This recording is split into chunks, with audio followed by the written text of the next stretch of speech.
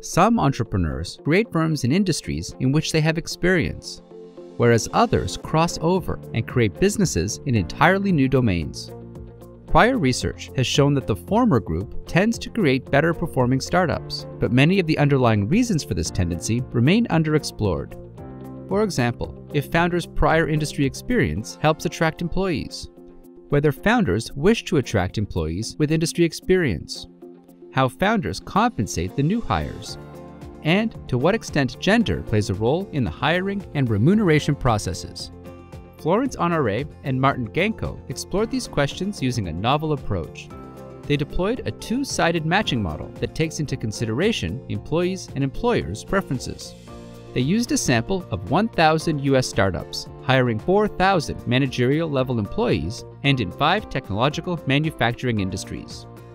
They found that having industry experience within founding teams helps attract employees, the industry experience serving as a quality signal.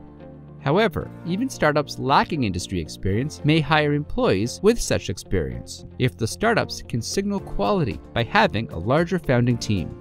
Further, the results indicate that startups value relevant industry experience more than established firms by providing an earnings premium for such experience. They also found that male employees joining startups earn more than female counterparts.